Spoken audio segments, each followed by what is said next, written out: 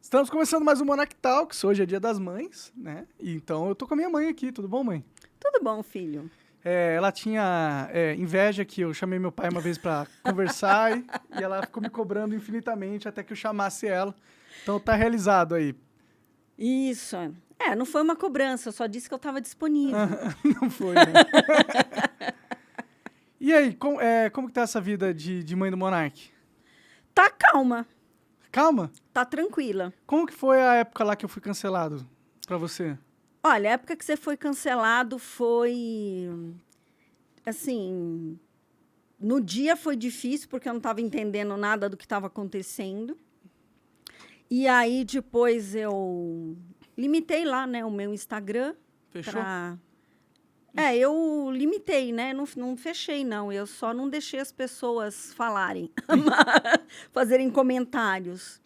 Mas foi uma experiência até que interessante, porque eu cheguei a interagir com alguma das pessoas que Tava me odiando. que estavam me odiando por ter parido Por você. tabela, né? É assim, né? É tipo aquela história, né, da maçã e da macieira, né? Se você olha para a maçã e acha que ela é estragada, você acha que a macieira é estragada também. E, na verdade, isso não é uma verdade, Não necessariamente, né? né? Tem aquele ditado que a maçã nunca cai muito longe do pé, né, também. Tem, pois é. Hum. Mas foi tranquilo, eu até conversei com algumas pessoas que E o interagiram. que eles falavam pra você naquela época lá? O que eles mandavam de mensagem? Então, acho que as pessoas falavam assim que eu tinha parido um nazista, um pária, né? Que então, portanto, eu era uma coisa horrorosa. Mas com alguns, eu conversei com umas 3 ou 4 pessoas que eu tive paciência, né? Uhum. E você sabe que elas saíram me pedindo desculpas? É mesmo? Verdade. Pô, então você tá com um bom poder de conversa aí, né? De persuasão, é exatamente. O que você falava pra elas terem chegado a pedir desculpa? Ué, eu perguntei como era a relação deles com a mãe deles, né? Falei sobre a questão do julgamento, Uhum. que as pessoas estão julgando algo que elas, na verdade, não conhecem. E que todo julgamento separa. Todo julgamento separa você da outra pessoa quando você julga. Você se recusa a olhar para aquela pessoa também como um ser humano que erra, assim como as mães também não são perfeitas, elas também erram. Mas, no fundo, todo mundo está procurando um caminho de ser feliz. E eu consegui com os homens, foi interessante, sabe? Com os homens, foi bem mais tranquilo. E com as mulheres não? Não, eu tentei falar com uma mulher, ela foi irredutível, Né? com uma menina. Aí eu realmente perdi a paciência, falei assim, não vale a pena, assim. Imagina, eram centenas de pessoas, né? Não ia ficar conversando com cada uma. Sim. Mas também não senti vontade de dar uma resposta naquele momento. Quando os ânimos estão muito exaltados, né? As pessoas não raciocinam, elas não pensam. E muitas delas foram olhar, foram ver, né, o vídeo de uma forma mais pausada, com mais atenção, e viram que não era verdade aquilo que estava sendo dito. Sim. E como que foi, assim, o sentimento de ver que eu tava sendo escrachado pelo Jornal Nacional e essas coisas do tipo? Olha, eu não tenho um estômago muito forte, então eu não tive estômago para ver, assistir A a reportagem, as reportagem. reportagens? Eu realmente não tenho nervos para isso, né? Mas eu sei que, infelizmente, a mídia não está procurando a verdade. A mídia está procurando aquilo que... O Que dá clique, né? Está procurando o sensacionalismo, né? E eu acho que tem uma coisa que tem no meu coração, é que existe o Bruno, meu filho, que é o Bruno, e existe o Monark. Embora, né, as duas Seja a mesma pessoa. sejam a mesma pessoa, o Monark é um personagem, Você acha? eu acho. Por que você acha que é um personagem? Porque é um personagem no sentido de que nas mídias sociais você não é o Bruno, é o Monark. Existe um... Mas eu sou diferente na mídia social e pessoalmente? É que eu não me sinto mãe do Monark, né? Eu me sinto mãe do Bruno. Não sei Mas assim, se olhando o Monark falando, parece outra pessoa falando ou pareceu? Parece você. o Bruno. Eu acho que você é autêntico nos dois lugares, é profundamente autêntico. Entendi. E às vezes um pouco ingênuo. Isso aí é algo que me dizem diversas vezes muitas pessoas. Talvez você tenha tido que puxar, né? Porque você é ingênuo também? Eu acho que agora eu sou menos, mas eu fui muito ingênua. Uma vez eu trabalhava antes de ter você, eu trabalhava numa biblioteca pública. Eu já era formada em psicologia pela USP, mas eu não me achava suficientemente capaz de conseguir um emprego como psicóloga. Naquela época não tinha internet, você tinha que fazer o currículo em papel, sair distribuindo. E apareceu uma oportunidade de eu ir trabalhar numa biblioteca. O que você fazia na biblioteca? Eu era auxiliar de biblioteca. Aí tinha que organizar os livros e tal? Tinha que organizar os livros e atender o público, né? E naquela época tinha a bibliotecária que estava acima de mim e tinha a chefe, né? Que estava acima da Que bibliotecária. estava acima da bibliotecária.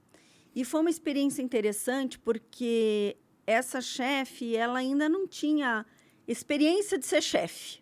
Entendi. Né? Ela tinha pegado uma chefia pela primeira vez e tudo que a gente fazia, ela dizia assim, mas não era bem isso que eu queria. Aí a gente fazia de outro jeito, mas não era bem isso que eu queria. Mas ela não conseguia falar o que raios ela queria. Ela não conseguia falar o que ela queria. Aí um dia ela fez uma reunião, era uma mesa grande e tinha muito funcionário naquela biblioteca, muito funcionário. Foi na biblioteca de Veleiros, lá na Zona Sul. E ela chamava Maria Rita. Ela chama, né? Deve estar viva. Deve estar viva. Mas ela foi assim, naquele momento, ela reuniu todo mundo e ela perguntou qual era o problema. E eu falei. O problema era ela. Eu falei que o problema é que ela não sabia o que ela queria, né? E ela ficou muito, muito brava comigo, muito brava. E no serviço público, você não é demitido, você é colocado à disposição. E aí eu fui colocada à disposição, fui para uma outra biblioteca. Antes passei por uma espécie de coordenadora. E aí ela disse para a coordenadora que ela estava me colocando à disposição porque eu não fazia nada. Né? O que não era verdade. Mas eu falei, olha, não é verdade, mas também a minha opinião não importava. Só que eu fui colocada numa outra biblioteca. Depois de um tempo, eu saí, né, da biblioteca, acho que eu montei meu consultório, fui trabalhar com consultório. E foi interessante, porque 2 anos depois, ela me ligou, ela me encontrou no número do consultório e ela me pediu desculpas. Foi na época da Irundina, que a Irundina assumiu o governo. E, naquela época, a Irundina pediu para que as pessoas escolhessem o chefe da biblioteca. Tipo, ela fez uma democracia dentro da biblioteca. Dentro da biblioteca. E eu não estava mais lá, mas provavelmente ela deve ter perdido o cargo. Imagino. Né? E ela me ligou e falou assim, Lívia, você tinha razão. Eu não sabia o que eu queria. Tipo isso, né? E, assim, que ela tinha um problema. Então, eu acho que foi uma ingenuidade minha, porque eu falei realmente o que eu pensava naquela... Né? Falei a minha verdade. E isso fez com que eu fosse colocada para fora daquele serviço. Sim. Né? Mas não era uma mentira que eu tinha falado. Então, eu tive esse reconhecimento. Que é melhor não falar a verdade, às vezes. Não, eu tive o reconhecimento de que eu estava certa. Sim. Né? Mas eu passei por uma situação, assim, é uma humilhação, né? Você chegar numa coordenação e dizerem que você não faz nada. Né? Não é uma coisa agradável de você passar. Com certeza. Então, acho que a ingenuidade faz parte. A gente vai aprendendo que tem coisas que a gente... Mas é ser ingênuo ou ser correto isso? Eu não sei, tipo... Talvez você pudesse ter falado de uma outra forma. Tudo tem a forma de você falar, né? Bom, isso é verdade. Né? E acho que é uma característica minha, e talvez sua também, né? Não sei... de ter uma comunicação muito direta. Então, a comunicação direta, ela às vezes machuca as pessoas. Sim. E te coloca em situações difíceis. Né? Agora, tem pessoas que naturalmente têm uma comunicação mais soft. Mais politicagem, né? mais política, que dá umas rodeadas. Então, a gente vai aprendendo com a vida A ser mais político? a ser mais político. Mas, assim, eu acho que tudo depende se você quer bancar aquilo ou não, sabe? Acho que a maturidade ensina que tem brigas ou guerras, se você quiser, né? Ou ideias que vale a pena você lutar. Você fala, não, por essa guerra eu vou comprar, essa briga eu vou entrar. E outras que não valem, entendeu? Então, acho que é uma questão de sabedoria. O que você vai, né, bancar e o que você não vai bancar. E aí poder fazer essas escolhas, né? Muitas vezes a comunicação direta não te dá a possibilidade de escolher. Porque meio que é papum, né? Você bateu, levou, né? Você fala. É. Então, acho que foi um aprendizado que eu tive e talvez você tenha passado por isso também. Bom, eu com certeza não vou ficar mais bêbado e falar do jeito que eu falei as coisas, mas ainda não quero deixar de defender a ideia que eu defendo, que é a de liberdade de expressão, né? E é difícil fazer essa escolha, né? Porque parece que o mundo meio que te joga pra você ter que não ser você, sabe? Pra você ter que abdicar do que você acredita em prol de não ser massacrado por uma turba injusta de multidões odiosas, tá ligado? Quando você fala de multidões odiosas, o que aconteceu comigo, com a sua irmã e com certeza com você, com seu pai, né? Assim, as pessoas que falam de paz, de democracia, de harmonia entre os povos, né? Quando te ameaçam, dizendo, olha, eu vou matar toda a sua família, começando pelo seu filho, isso é uma incoerência. Total, né? Né? Porque se você está defendendo, você é contra uma ideia que destruiu milhares de pessoas, né, e levou a sofrimento tanta gente, e você faz a mesma coisa, então existe uma Talvez existe você uma realmente não incoerência. esteja lutando pelo bem e você só queira se sentir do bem e ser agressivo durante isso, né? E fazer o mal se sentindo do bem, né? Essa é uma das características do cancelamento, né? As pessoas sentem que elas estão ajudando o bem maior, mas elas estão só, na real, sendo parte do problema, grande parte do problema, né? Exatamente, porque o problema é que ela coloca em outra pessoa, então o mártir, digamos assim, o protagonista daquela história, o mártir, né, o que acontece? Quando você acusa alguém, aquela pessoa de algoz se torna vítima, Bom, isso é verdade. certo? Agora, quando você olha alguém e diz essa pessoa é um algoz, muitas vezes a gente está projetando as nossas sombras naquela pessoa. Então, oba, eu tenho uma sombra, eu tenho um lado Mal? perverso, mal, se você quiser chamar dessa maneira, eu tenho um lado sombra, algo que eu não reconheço em mim. Mas eu olho o outro e aí eu reconheço naquela outra pessoa e faço uma projeção daquilo. Sim. Então, acho que isso que é o que acontece. Agora, você perguntou, né, se expressão, liberdade, a expressão não é só expressão verbal.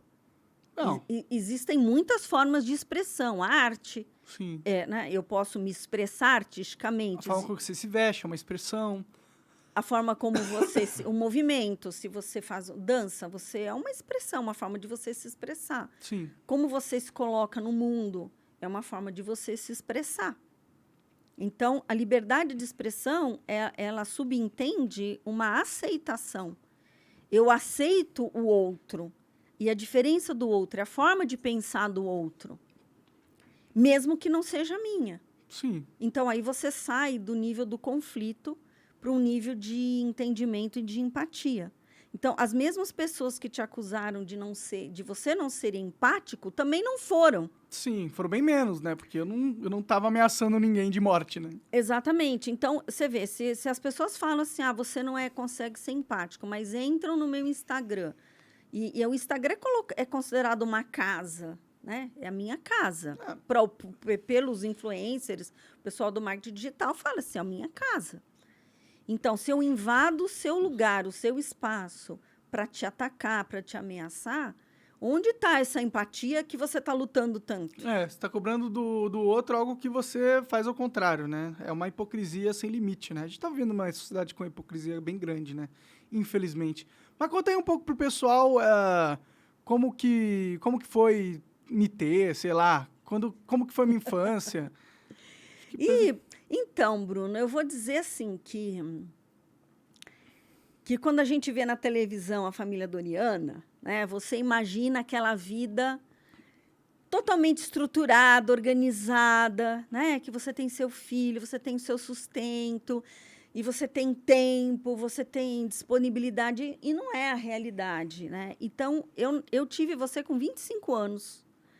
Eu era uma criança, né? Hoje, olhando a sua irmã com 25, eu falo, gente, eu era uma menina, uma criança. E eu e o seu pai não tínhamos uma vida financeira estável. E ele, quando você nasceu, você tinha 3 meses, ele falou assim, olha, eu vou tentar uma forma de ganhar mais dinheiro. E ele foi trabalhar com TI numa empresa do interior do Rio de Janeiro, na Aviação Progresso. Mas ele tinha o sonho de ser empresário. Na família sírio-libanesa, o ser empresário, ser o dono do próprio negócio é algo muito valorizado. Entendi. Né? Então, acho que o seu pai tinha esse sonho de ter o negócio dele. E ele foi para o interior do Rio de Janeiro e passou dificuldade. Ele alugou uma sala para a gente montar a empresa e tinha que tomar banho, não tinha nem chuveiro, sabe? Era na goteira do banheiro, dormir no chão. E foi A empresa do que ele estava abrindo lá? Ele abriu uma empresa de informática, de desenvolvimento de sistemas. Isso há 30 anos atrás, né? Na época que a informática era algo raro, assim, né? A informática era um feto ainda, não tinha nem nascido. Sim. Né? E aí, E ele foi para lá e falou, não, eu vou ficar 15 dias. Imagina, a ideia era informatizar uma empresa de ônibus em 15 dias, uma aviação. Uhum. Hoje eu sei que isso é uma loucura, mas na época eu não entendia nada de informática, né? E ele foi para o interior do Rio e aí ele vinha para São Paulo de uma vez por semana, de 15 em 15 dias, e eu estava sozinha com você.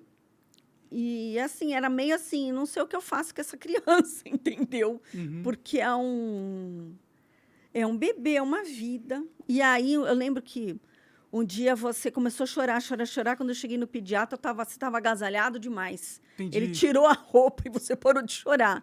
Então, são percalços que a mãe muito jovem passa.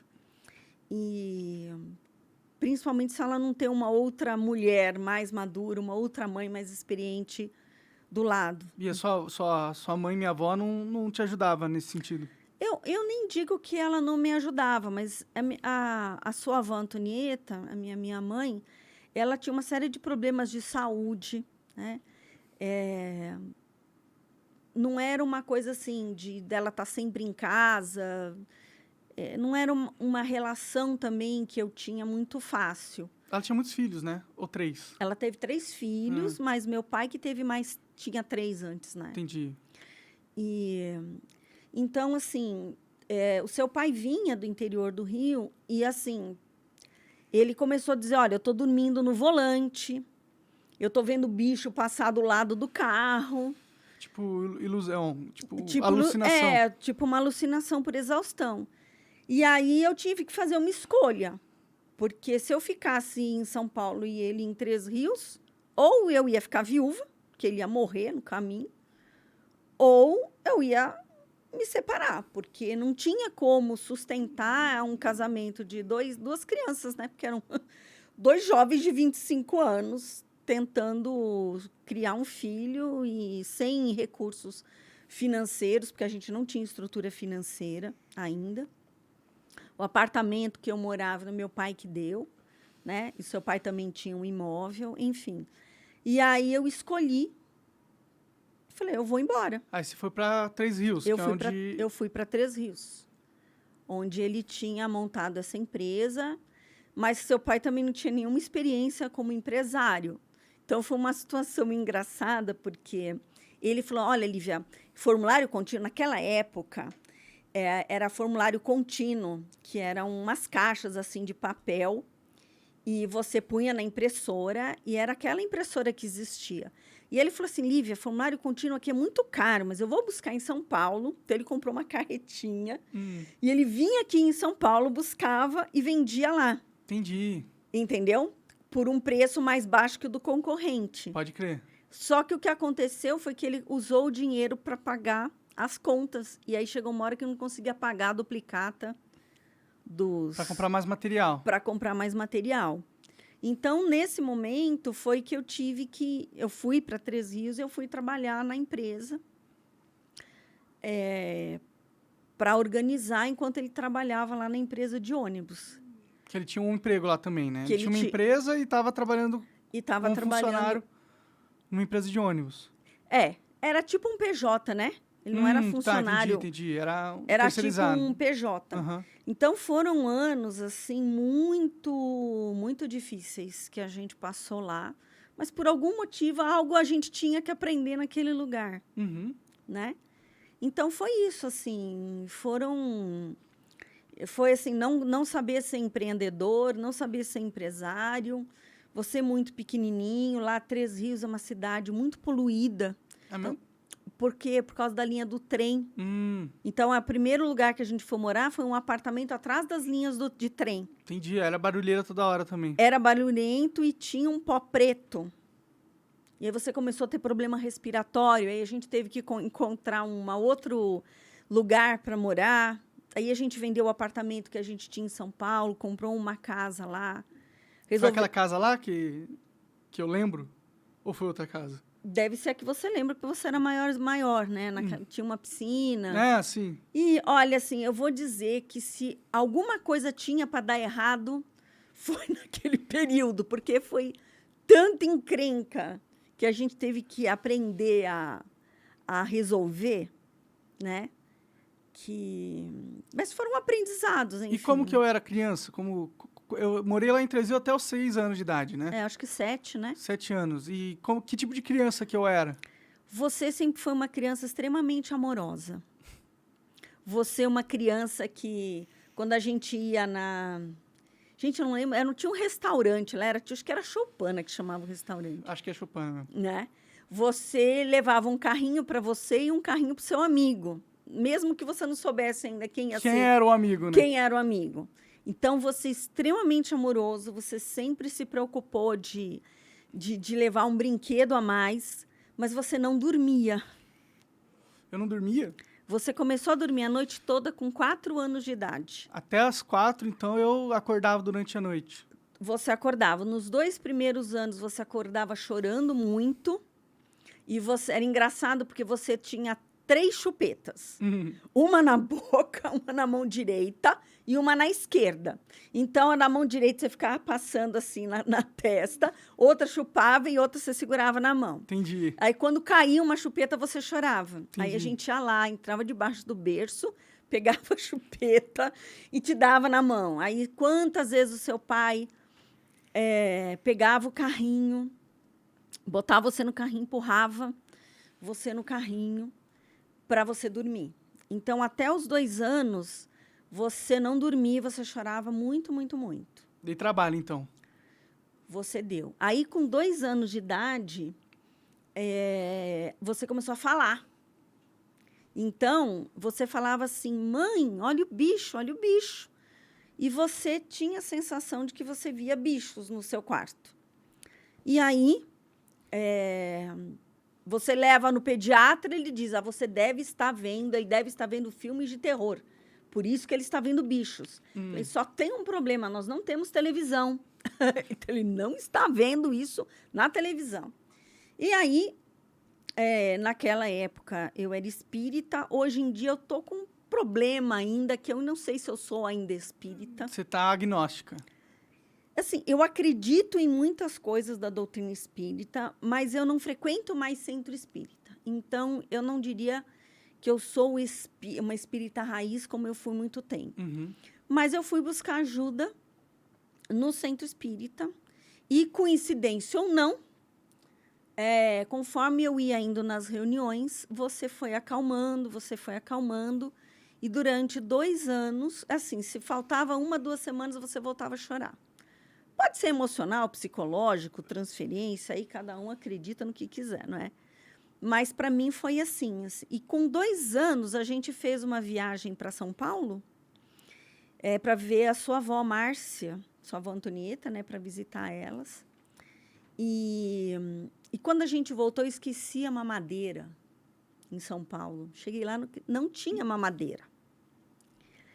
E você mamava à noite, né? Você acordava chorando. Mãe, eu quero leite. Eu lembro disso. E aí eu levantava, esquentava, te dava mamadeira e você tomava no berço.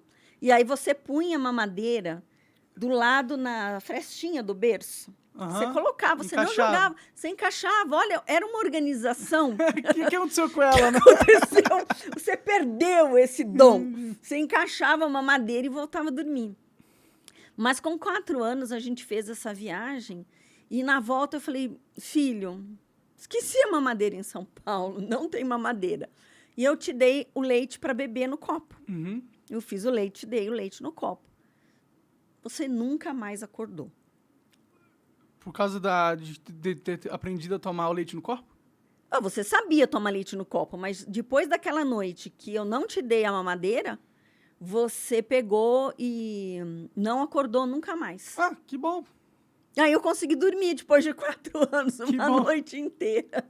Né? Então, nesse aspecto, você deu trabalho só nesse aspecto. Entendi. E assim, você já era rebelde, né? Eu era? Isso, você nasceu rebelde. Tem esse desejo pela liberdade de expressão, veio de barriga. Uhum. Porque com 1 mês você não deixava eu cortar a sua unha, entendeu? Eu ia para cortar a unha e você tirava a mão. Entendi. Um dia eu briguei com você. Por causa que eu não deixava. Porque você com não- 1 ano de idade, 1 mês de idade. Com 1 mês. Você acredita? Ó, como eu era retardada. Gente do céu. Quando você olha para trás, você fala, mas você fez cada merda na vida. Mas eu fiquei nervosa aquele dia, porque eu não conseguia cortar sua unha. E aí você se arranhava, né? Porque a criança com a unha comprida se arranha, se machuca. Sim, sim. Então, acho que essa personalidade você trouxe desde criança, assim, uma personalidade de eu faço o que eu quero, na hora que eu quero, do jeito que eu quero. Isso, eu digo que você nasceu assim, entendeu? E aí, você colocaram eu numa escola, né? Eu lembro. Eu tinha... Quantos anos eu tinha quando vocês colocaram na Nossa Senhora de Fátima? É. E eu acho que devia ser com 2, 3 anos. E aí eu era tranquilo? Como que era na escola? Como que Você era a era escola? Eu não lembro de tranquila. muita coisa, pra ser sincero. Você sempre foi uma criança tranquila. Aí você fez um amiguinho que era o Tomás, Uhum, lembro dele. né? E, aliás, ele segue você. Um abraço aí, Tomás. E tem a tia Lídia também. A tia Lídia. E o Thiago, né? Só que o Thiago era um pouco mais velho que É verdade, você. verdade. O Thiago mora em São Paulo hoje. Legal. E aí eu acabei, por conta da sua amizade com o Tomás, eu acabei fazendo amizade com a Lídia.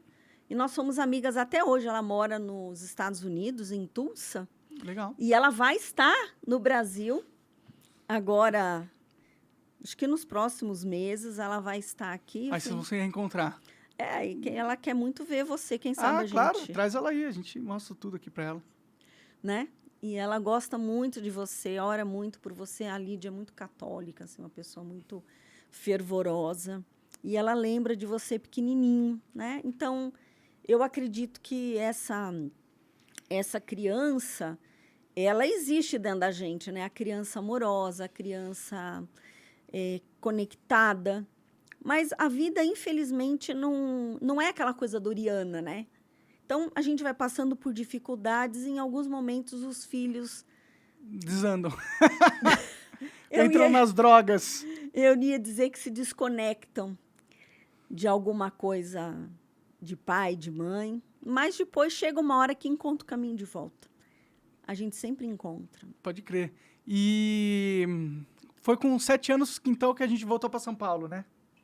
A gente voltou para São Paulo quando a sua avó Márcia faleceu, né? A mãe do seu pai. Sim. E aí a gente tinha um lugar para ficar lá em Três Rios, a empresa O seu pai não tá, ele estava na Progresso, mas não do jeito que era antes. A Procid, que era empresa de nossa empresa, né, de informática, não estava mais dando resultado. E aí a gente escolheu voltar para São Paulo. Porque São Paulo é São Paulo, né? Até você voltou para São Paulo. Infelizmente aqui tem tudo, né? Aqui tem todas as oportunidades de negócio e pro podcast é importante, né? Tem mais acesso a convidados e tal. A pessoas, então. E aí a gente voltou para São Paulo e, assim, a gente voltou. A sua avó Antonieta, né? Minha mãe teve um AVC e ela ficou 1 ano, né, nesse estado semi-vegetativo. Foi piorando, ela tinha um problema no coração. A sua avó Márcia também tinha um problema no coração. Pois é, né? As duas. Eu fiz uns exames ali e eu tenho uns negócios no coração também, eu olhei. Então é bom cuidar. Parar de usar tanta droga, né? E assim, engraçado que o uso de drogas não é algo que a sua família, tanto de mãe, de pai, tinha problemas. Tenha. Mas você sabe o que eu acho, Bruno? Eu acho que esse você começou a usar drogas depois que você saiu de casa. Sim. Né? Por conta de companhias. E eu acho que, às vezes, a gente vai procurar nas drogas alguma coisa que a gente não... algo que a gente não está encontrando dentro da gente. É como se fosse um vazio que a gente tenta preencher. Mas esse vazio só pode ser preenchido pela gente, né? Num caminho de volta para essa casa interna. Pelo menos é o que eu, como psicóloga, ensino para os meus clientes, né? Eu sei que se, né, a gente não é psicóloga do filho, nunca vai ser. Não dá, é não difícil, dá né, certo. separar as emoções da parada racional de ser um psicólogo, né? Tanto que o psicólogo não pode tratar parente e tal, né? Tipo, tem essa regra aí no...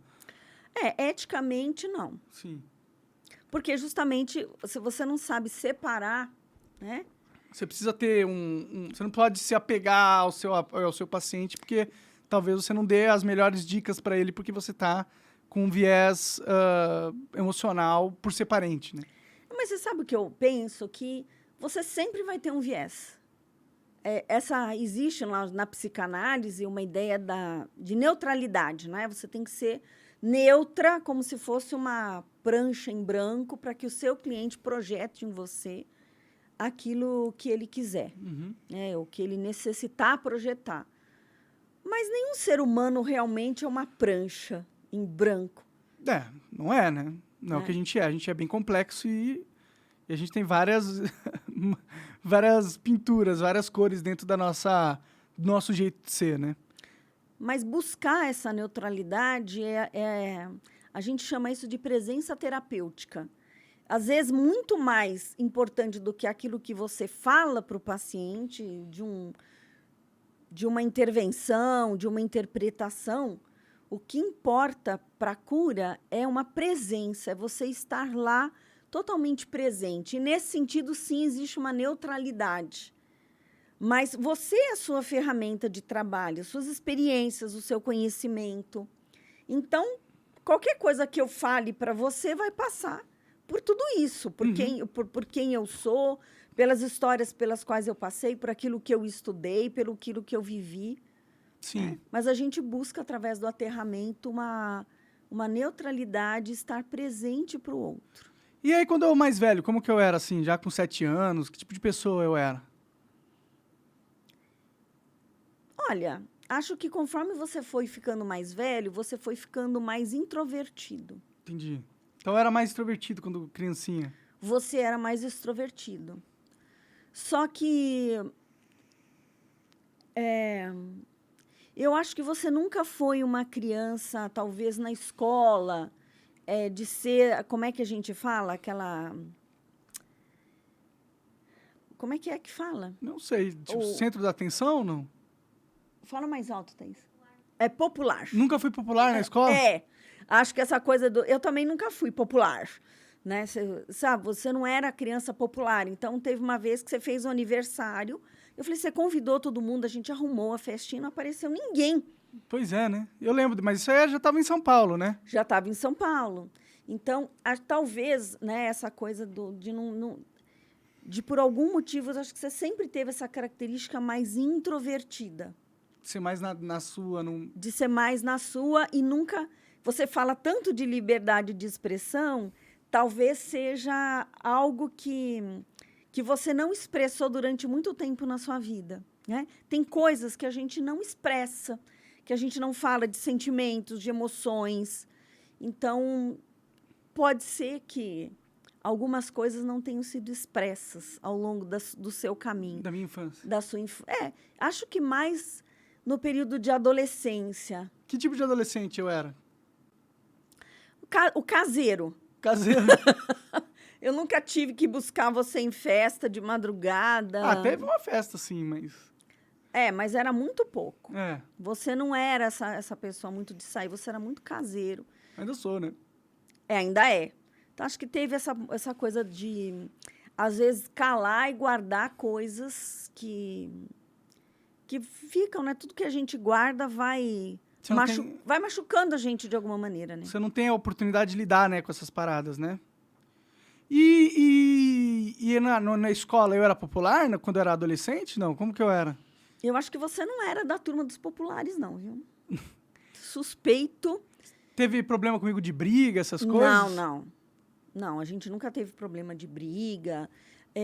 As questões mais, eu acho que você deve ter um déficit de atenção. Isso é com certeza. Né? Só que eu levei você para fazer avaliação com psicopedagoga e naquela época não se tinha os recursos que tem hoje. Né? Hoje a gente tem recursos de avaliação, tem a neuropsicologia que avançou demais e você consegue diagnosticar um déficit de atenção, que normalmente se trata com medicação, né? Só que também a medicação um outro problema, Eu né? comecei a tomar um remédio lá, mas eu não quis tomar, né? Eu lembro que você me levou pra tomar... Era Ritalina aquilo? Que porra que era aquela? E não lembro. Mas eu te levei quando você era adolescente. Você teve uma época, Bruno, que você vestia tudo de preto, um moletom preto, e ainda você botava o capuz no rosto, como se você quisesse sumir lá dentro, entendeu? E acho que foi na época que eu levei na psicopedagoga, no psiquiatra, só que você já era adolescente. Quantos anos isso? Uns 13, 14? Mais ou menos, 15 anos. Só que mesmo a Ritalina hoje, para crianças com déficit de atenção, tem efeitos colaterais. Então, a Ritalina só funciona enquanto a criança toma. Muitas vezes a criança fica meio grogue. Eu lembro que eu tomei uma vez só, não foi? Eu não lembro de ter tomado mais do que uma vez. Porque a medicação tem efeito colateral. Leva umas 2, 3 semanas para o organismo se adequar, né, àquela medicação. E tem pessoas que depois de adulto identificam déficit de atenção, vão se medicar e que conseguem um outro tipo de qualidade de vida. Entendi. Né? Mas provavelmente você teve um déficit de atenção, tem, né? Porque isso é uma condição neurológica. A gente não teve esse diagnóstico realmente seu. E muitas pessoas com déficit de atenção caem numa depressão. A depressão a gente chama de comorbidade. É algo que está associado ao déficit de atenção. Entendi. Eu era meio depressivo, né? Então, nessa época da adolescência, você era. Quando criança, não. Mas quando adolescente, sim. E a sua dificuldade de estudar, né? Porque era assim, a escola que você estudava não tinha lição de casa. Talvez isso tenha sido ruim. Era o Montessori, né? Uma escola montessoriana. Eu achava ótimo, na real. Ter que mas ficar as em casa poucas sem fazer tarefas que você tinha em casa, você não fazia. Sim. Né? E aí eram as questões... Eu sempre fui muito bagunceiro, né? Eu não ajudava muito em casa, né? Eu acho que você sempre teve, assim... Quando você pega uma ideia, como é que eu vou dizer assim? Uma bandeira, né? Quando você tem uma ideia que é uma bandeira... Realmente nem Cristo na Terra faz você mudar de ideia. É difícil, né? É Cabeça difícil. dura. Eu dei muito... Que tipo de trabalho eu dei? Eu dei alguma vez? Teve alguma... Bom, eu já me machuquei muito, né? Eu gostava muito de me machucar, né? Então, não acho que você gostava de se machucar, mas... Não tô brincando. Mas eu me machucava bastante. Eu sempre fui meio estabanado, né? Não, então, quando você era pequeno, lá em Três Rios era um calor infernal, né? E eu deixei você na banheira, brincando na banheira. E aí você resolveu fazer, acho que o número 2. Uhum. E naquela época você puxava a descarga. Eu acho que foi a última vez que você apertou a descarga na Talvez vida. seja por isso que eu não puxo descarga, hein? Será que é um É. trauma? Eu acho que é um trauma, Pode porque ser, hein? você subiu na privada e foi dar a descarga e você caiu. Caí e bati a cabeça E na bateu pia. a cabeça Rachei a no cabeça. bidê. Foi no bidê? Achei que tinha sido na pia. Acho que foi no bidê. Você caiu, bateu a cabeça, enfim, né? É. Depois, o outro corte que você teve foi indo buscar uma latinha de Coca-Cola. Eu estava grávida da Thaís. Sim.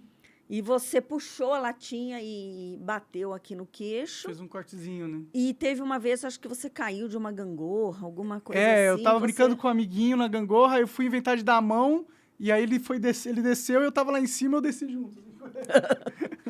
Não, acho que foram esses os machucados, mas é coisa de... Teve na escola também, lá na prima escola, né, que chamava. Né? Prima Você se escola. machucou lá? O queixo, eu bati no queixo no banco de cimento que tinha lá. Ixi. Aí eu- É verdade, porque você bateu 2 vezes o queixo. é. Então eu machuquei já algumas vezes. Mas é coisa de criança, É assim. normal, faz parte. Agora, você não era uma criança briguenta, que arrumava problema, que discutia. Não, você sempre, assim, você sempre dividiu o que é seu. Aliás, né, falando de dividiu, eu vi um corte de um podcast com uma vidente, né, falando de você. E eu achei impressionante, assim, a capacidade, assim, ela falou... Ela acertou, é. É Ela a Vânia, acertou. né? Um negócio assim. Vandinha. Vandinha, é. Aquele Planeta Podcast. Pode crer. Ela acertou tudo que ela falou de você. Ela falou, ele gosta de ficar na dele, mas ele gosta de dividir tudo. E é verdade, você tem um coração enorme. Sempre teve. Não.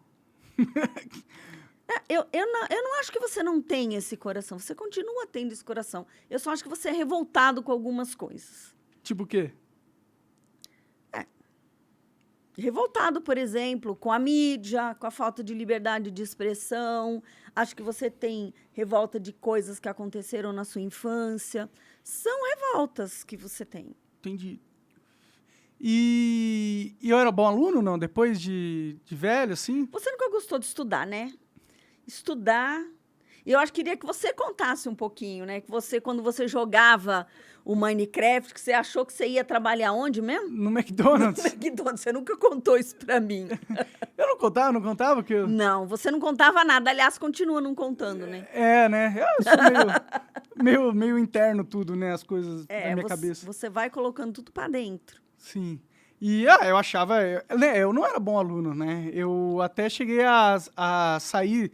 Eu não sei como que vocês deixaram, né? Eu agradeço, mas não sei como que vocês deixaram. Eu acho que no segundo ano do colegial, logo no comecinho, eu saí. Fiquei 1 ano sem ir na escola, né? Não rolou uma parada dessa? Como que foi eu falando isso pra vocês? E qual que foi? Que Então, na passava verdade, cabeça? o seu pai intercedeu por você, né? Ah, é? Você não lembra? Ele veio em Não casa, a gente já não estava junto, e ele veio falar que você ia querer fazer o... Você foi pedir ajuda pro seu pai. Mas isso era na época do curso de teatro, é isso? Ah. Não, foi antes, né? Que eu ia querer fazer o supletivo. Que você ia querer fazer supletivo. Porque, na verdade, você foi estudar numa escola muito longe da onde a gente era a FECAP, morava. né? Na FECAP, Eu tinha que pegar um ônibus, um metrô, todo dia pra ir. né? E, enfim, foi uma época que eu sugeri pro seu pai de você ir morar com ele, mas não rolou. Meu pai também não tava com uma casa muito grande na época, né? Não cabia. Não cabia, mas, enfim. E, no final, acho que a vida, ela acontece como ela tem que acontecer. Mas foi ok, assim, pra eu ficar sem estudar? O que você pensou? O que passou na sua cabeça?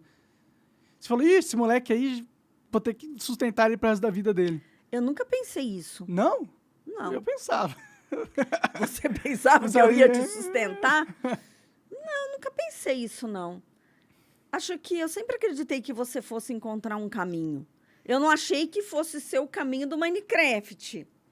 Mas a gente sempre acha um caminho. Ah, sim. Aí você estava procurando, você foi no teatro, né? Foi fazer o curso de teatro, foi tentar ser manequim, né? não é manequim que fala, modelo, né? né? É modelo, Modelo né? de propaganda, né? É fazer propaganda, na verdade, que eu queria fazer, porque eu lembro que, porra, é 5 mil reais pra aparecer uma vez lá um dia, pra mim parecia ótimo, assim, tem que ir lá uma vez e ganhar 5 mil reais, tô feliz, tá ligado? E a parte do mínimo esforço Continua, né? continua, né? Aliás, isso deve ser de família, mas não veio do meu lado, tá? Tá tentando se safar dessa. Não, mínimo esforço não veio do meu lado da família. Ai, meu Deus. Mas, e aí, quando eu tava... Quando que você descobriu que eu tava fazendo vídeo? Porque eu acho que eu não contei pra vocês, né? Contou, Contei? eu sabia. O seu pai te deu uma câmera, né? Te ajudou a comprar a gente uma comprou câmera. junto. Eu trabalhei um pouco com ele lá na Gregory. Isso. E aí vocês compraram uma câmera e você vinha falar, ai, mãe, eu tô com 7 inscritos. Mãe, eu tô com 100 inscritos. Um dia você sentou, mãe, eu tô com 1.000 inscritos. Eu fiquei pensando, o que será que isso significa? É porque era novo tudo, né? Era muito novo, eu não tinha ideia também. Ninguém tinha, né? Era a primeira vez que a internet surgia assim, de forma que alguém poderia ter uma carreira construída só na internet, né? Isso não existia antes. E você sempre buscava situações em que você fosse visto, né? Então, assim, o teatro, a propaganda, sempre era estar nos holofotes. A sensação, o desejo de ser visto. Acredito eu que todo mundo que gosta de uma câmera, tipo, eu também gosto. Ainda não dei certo, mas estou trabalhando, né? Não dei certo assim, acho que não. Não estourou, não virou influencer ainda. Não virei ainda uma influencer. Uma avó influencer, talvez, não sei, não sou vó ainda.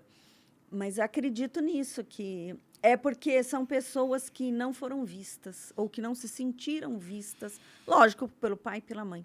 E como que foi essa questão de eu criar, quando estava estourando? O que você pensava naquele momento?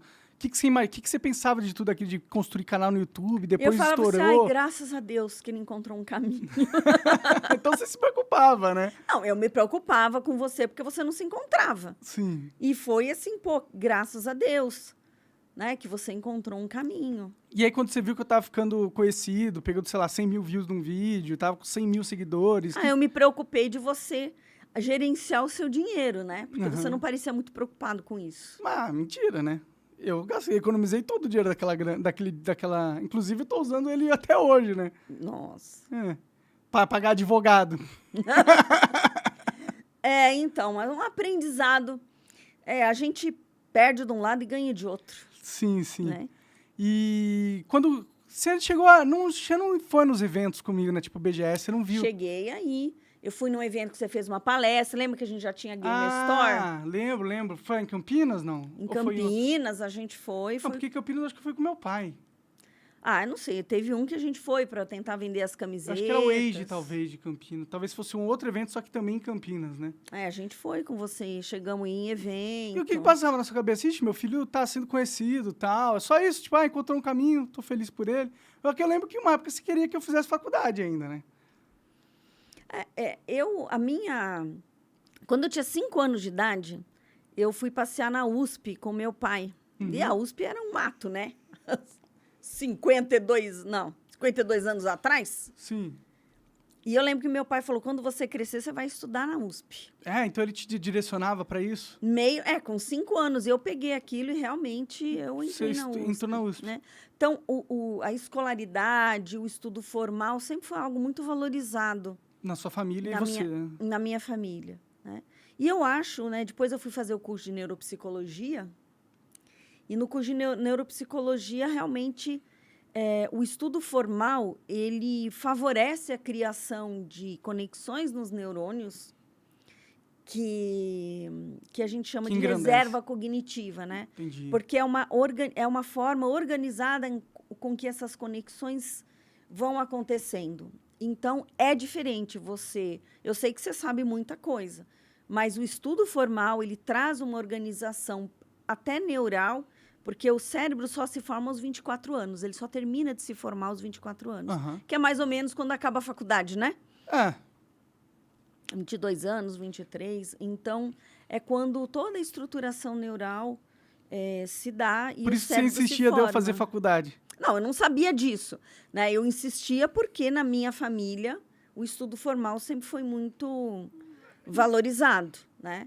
Agora, realmente, financeiramente, em termos de influência, você foi muito mais longe do que qualquer um da família, né, que estudou. Sim, sim. Ah, foi um caminho novo, né, também que se abriu, né? Eu tive sorte de ser pioneiro, né, nesse sentido.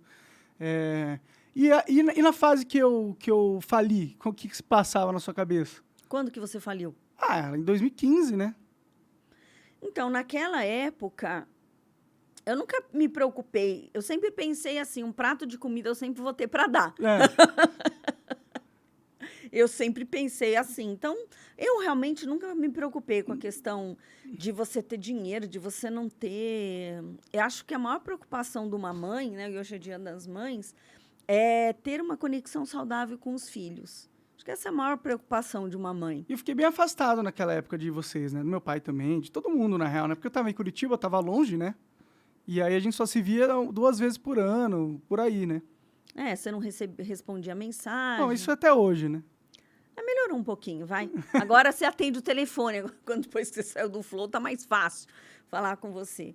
Mas foi isso. Acho que tinha uma preocupação grande por ver que você estava num processo de depressão. A gente chegou a ir lá, né? Enquanto você estava com a primeira namorada, não. Mas quando você estava já com a segunda, eu fiquei bem preocupada.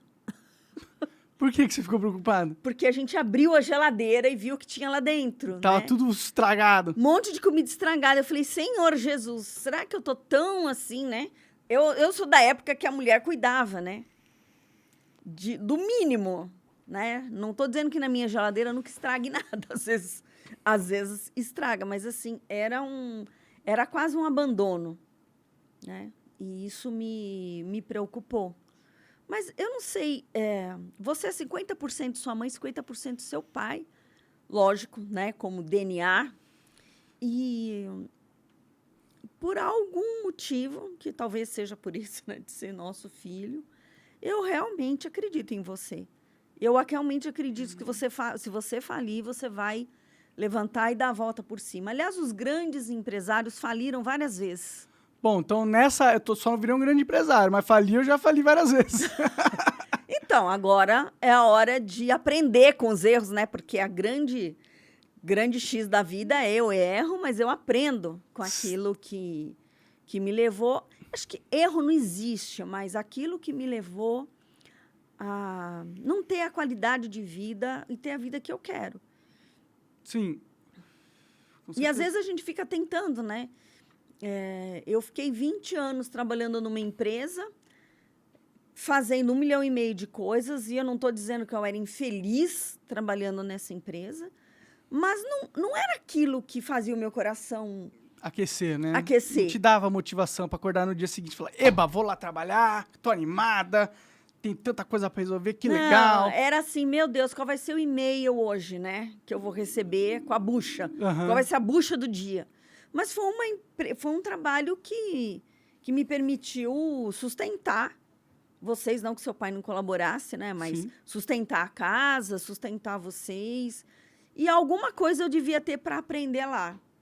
E eu fiquei 10 anos, dos 20, 10 anos tentando sair daquela empresa.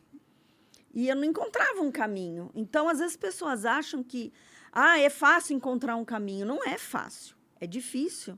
Não, com certeza. Mas você conseguiu, né, recentemente, quer dizer, faz uns anos já, né? Faz quanto tempo que você saiu lá da Teste? Eu saí de lá, eu tinha uns 50 anos, 50. Eu sou muito ruim de data, né? Se você me perguntar data, eu sou um horror. Mas faz uns 6 anos que eu saí lá da empresa. Eu vou fazer 57. Faz uns 6 anos. Aí o que tu foi fazer? Então, foi muito interessante porque eu já estava procurando sair da empresa há vários anos. E aí, numa época da minha vida, eu fui fazer uma formação em psicodrama, fiz uma pós-graduação em psicodrama, onde veio aquela coisa do teatro. E aí eu entendi que as verdadeiras mudanças e a cura só acontece via o corpo. E aí eu fui fazer psicodrama para ver se eu conseguia encontrar esse caminho, não só para mim, mas para as pessoas. Mas eu não consegui voltar para o consultório naquele momento. E aí eu fiquei mais um bom tempo na empresa, até que eu tive uma dor no pescoço muito forte, quase incapacitante. Assim, chegava às 5 horas da tarde, se eu não deitasse, eu morria. E eu não aguentava. E eu fui procurar um caminho para essa dor, porque você ia no ortopedista, ele falava assim, mas a sua coluna é um horror. Então, você ajuda muito, claro, né? Você ficou também muito tempo trabalhando, né, no computador, né? A coluna não é muito... Não agradece esse Não tipo agradece essa vida sedentária. E até me endireitei aqui depois desse negócio da coluna. Aqui. E aí, além Aí eu fui procurar tomar injeção, fazer fisioterapia, massagem, e a dor melhorava, mas não ia embora, melhorava, não ia embora. Até que eu achei um site de uma terapeuta falando da terapia corporal. E aí eu falei, eu vou nessa mulher. E eu estava até viajando, estava em Natal, quando eu encontrei esse blog, né? Esse artigo no site. E liguei para a moça e ela era lá perto de casa, no Brooklyn, na Avenida Portugal. E eu falei, ainda facilitou que é perto. Ela falou, olha, tem lista de espera. Eu entrei na lista, né? Falei, vou entrar. Tava querendo mesmo se consultar com essa moça. Tava querendo resolver o problema da minha dor, né? Sim, porque eu não tava aguentando mais. E tomava remédio, tramal. Olha, eu fiz de tudo e a dor não passava. E a primeira vez que eu deitei na maca, é um tratamento que vai tocando nos a gente chama de diafragmas, né, do corpo. E quando ela chegou aqui no coração, ela encostou, porque o toque é muito sutil nessa terapia. E eu tive, assim, foi um choro, mas era um choro, não era um chorinho, era assim... Era um chorinho. Tipo isso. Uhum. E eu levei um susto, porque eu falei, de onde veio isso, né? Esse choro. E aí eu falei assim, isso daqui vai me ajudar. Porque foi uma liberação, né? Era algo que estava lá guardado e conseguiu sair, né? E eu acreditei naquilo e comecei a me tratar e comecei a ver as mudanças que o meu corpo estava tendo. Meu corpo, meu comportamento, meu estado de espírito. Eu estava mais feliz, estava mais animada, estava conseguindo enfrentar as coisas com mais facilidade, embora eu tenha ido procurar para uma cura de uma dor física, não de questões emocionais. Só que eu fui vendo os resultados e eu falei assim, eu vou aprender a fazer isso daí. Eu vou ser terapeuta disso. E o meu raciocínio na época foi assim, bom, eu tenho 50 anos, né? Não vou ter aposentadoria, a minha aposentadoria vai ser de um salário mínimo, então eu tenho que fazer alguma coisa que eu possa fazer até bem velhinha, né? E nessa terapia você trabalha sentada, você não precisa ficar em pé. Entendi. Né? Não é massagem. Essa é crânio-sacral? Essa é a terapia crânio-sacral. E eu comecei a estudar terapia crânio-sacral e montei na sala de casa meu consultório. Montei lá a maca, o Lucas, né, o meu marido, ajudou. E a gente montou lá uma maca e eu comecei a atender na sala de casa. E uma coisa tão engraçada é porque, às vezes, a porta da lavanderia estava fechada e ele teve que pular a janela várias vezes para entrar em casa, porque ficou trancado lá de fora. Então, eu fui fazer o curso, comecei a fazer os treinamentos, é um treinamento internacional, porque a terapia crânio-sacral foi desenvolvida por um médico osteopata, nos Estados Unidos. O que é osteopata? Não sei. Osteopata é o nosso fisioterapeuta. Entendi. Só que nos Estados Unidos é um doutor, não é como aqui um fisioterapeuta, é um doutor em osteopatia. A osteopatia cuida da questão dos músculos, dos ossos, das fáscias e vai organizando o corpo, né? E ele desenvolveu essa terapia a partir de um momento em que ele descobriu que a medula, né, que passa na nossa coluna, ela tinha um movimento. Ele foi fazer uma cirurgia e ele descobriu que a medula se mexia. Então, todo o trabalho dele foi avaliado na Universidade de Michigan. Não é uma técnica, é uma técnica manual, não é uma técnica holística, energética, né? Embora tenha a parte energética também. E aí eu fui estudar a terapia crânio-sacral, comecei a fazer os cursos, comecei a atender, abri uma clínica social. Naquela época você não estava mais em casa, né? Essa época que eu tinha ido para Curitiba, né? Você tinha ido para Curitiba. E eu fiz uns panfletinhos e coloquei na padaria. Na padaria? E aí, deu certo isso aí? Deu certo. Eu abri a clínica, eu cobrava R$ 50 a consulta. E aí o pessoal começou a vir. E eu comecei a atender com a crânio sacral. Isso você já tinha saído da teste? Não, eu estava na teste. Ainda, entendi. Eu ainda estava na teste. Então, só que eu trabalhava meio período. Aham. E no outro meio período, eu comecei a atender, eu comecei a ter resultados. Então, pessoas que tinham muita dor na lombar, que também tinham feito de tudo, a terapia tinha resolvido, né? Pessoas que estavam em crise, se casavam, separavam. Eu comecei a brincar, falava, você não me separa, pelo menos... Espera, né? Calma. Deixa eu resolver aqui a Vamos musculatura um pouquinho. primeiro. Porque o povo sai mudando, entendeu? Eu falei, calma, vai devagar. E eu comecei a atender. E por conta do Lucas ter que pular a janela, ele falou assim, vamos montar 2 salinhas no fundo de casa. Então, a gente pegou o fundo, montou 2 salas. Uma eu atendia, eu falei, eu posso começar alugando, né? Vai dando uma receita, essa outra sala. E a gente começou assim. Até que, num dos treinamentos, que chama Somato Emocional 1, a gente tem 2 treinamentos que a gente chama de... São treinamentos estruturais. Então, você ajuda o corpo a liberar as tensões internas da fáscia, dos órgãos, da musculatura, através desse toque. E depois você vai para um treinamento que é somato emocional. Então, você, através do corpo, você consegue chegar nas emoções. Porque as emoções ficam guardadas nas células, né? Que é o que se chama da psicossomática, das memórias celulares. Então, você consegue chegar nesse nível de tratamento. Aí você destrava as emoções mexendo na musculatura das pessoas. Foi o que aconteceu com você? Não é bem na musculatura, né? Você no toque sutil. Foi, então. Aí, de novo, no curso, eu tive um outro... Não foi choro, mas foi meu intestino. Eu só cagava, caralho. Meu, olha, eu nunca suei tanto frio na minha vida, porque o meu intestino fez... Aí eu fiquei suando frio até o final. E eu tendo que atender, né? O cliente lá, o meu colega, suando frio. Foi assim foi muito difícil. Aquele dia foi triste. Só que a dor de pescoço sumiu. Depois desse negócio do intestino? Depois dessa liberação, né? Que eu tive é um protocolo de boca, porque existem tensões que ficam dentro da boca. E aí liberou aquela tensão, liberou o intestino.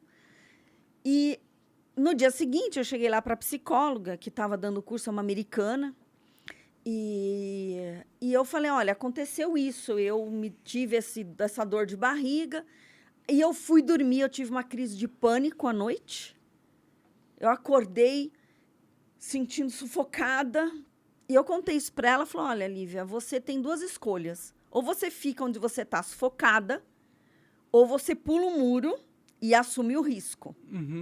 E eu abençoo essa mulher todos os dias, porque assumir o risco foi a coisa mais importante que ela podia ter dito. Não é só pular um muro, né? Toda vez que você pula um muro, você vai ter um risco que você vai ter que assumir. Você vai para um lugar que você não conhece ainda, né? Porque estava tapado pelo muro. Exatamente. Mas, assim, naquela hora, eu falei assim, eu vou pular um muro e vou assumir o risco. Aí foi quando você decidiu sair da teste. Eu não sabia ainda o que eu ia fazer, mas, sim, eu decidi sair da teste. Então, eu falo, filho, que toda decisão é visceral, sabe? Quando você decide realmente uma coisa muito importante, ela vem de dentro, é algo que não é negociável. Naquele momento, eu falei, eu vou sair da teste, que é o nome da empresa, né, que eu trabalhava, e não tem negociação. Eu vou sair, pronto, só que eu não sabia como. E um dia, saindo da salinha dos fundos, né, terminando um atendimento, eu olhei para casa, eu falei, gente, tem uma casa. Eu raciocinei assim, como minha aposentadoria de um salário mínimo, se eu fizer 5 salas e o teto da aposentadoria era R$ 5.000, né? Entendi. Então, eu falei assim, se cada sala me der R$ 1.000... Eu tenho uma aposentadoria aí. Eu tenho uma aposentadoria. E foi só o raciocínio que eu fiz. E eu tinha um dinheiro guardado, fruto de uma herança. E eu nunca gostei de torrar. Torrar, assim. Vou fazer uma viagem. Eu nunca consegui fazer isso. Eu sempre preferi pegar o dinheiro e fazer um investimento, né? Que é um dinheiro que não é seu, que veio para você e que você deve honrar. Pelo menos eu sempre pensei assim, né? Então, eu não peguei e fui viajar. Podia ter ido viajar o mundo, né? Ou ficado 1 ano sem trabalhar. Mas eu escolhi, falei, eu vou pegar esse dinheiro, e a gente reformou a casa e criou um espaço de terapias integrativas. Eu não chamo, são holísticas, mas às vezes as pessoas acham que é um espaço zen, né? Energético. Não, é um espaço, então tem psicologia, tem massagem, tem a terapia crânio-sacral que eu faço, tem a psicoterapia. Esse espaço hoje existe, agora ainda... Sim, ele existe. Que é o Instituto para Ser. Isso. É. Então, e a galera pode, inclusive, ir lá se tratar com você, com os profissionais que estão lá. Pode se tratar. Se realmente quiser tratar, né? Bom, se eles estão indo lá pagar é porque eles querem, eu acho, né? Não necessariamente. Teve um cliente que foi lá, pagou, teve a terapia porque queria te mandar um presente. É mesmo? Não, é mesmo não, que eu te trouxe o presente. É verdade. É uma camiseta de um galo muito foda. Um galo chapado. Obrigado aí, eu não lembro o seu nome dele, mas obrigado, cara. Ele veio, ele veio de outro estado, Rondônia, ele veio de longe, porque ele queria mandar o presente para você. Então, se você quiser, a casa onde rola o Instituto para Ser é onde eu morava. Inclusive, o meu quarto virou uma sala de yoga. O seu quarto virou uma sala 1001 utilidades. 1001 utilidades, mas é uma sala legal, com espelhão, bem bonito, tudo organizado. Só que hoje, assim, a gente tem tanta gente atendendo lá que eu tive que transformar a sala mesmo em 1001 utilidades. Então, tem constelação familiar, tem gente lá fazendo massagem, atendendo. A gente fez uma sala que muda, né? Sim. Que se transforma. Ela pode ser 1001 utilidades, como você disse.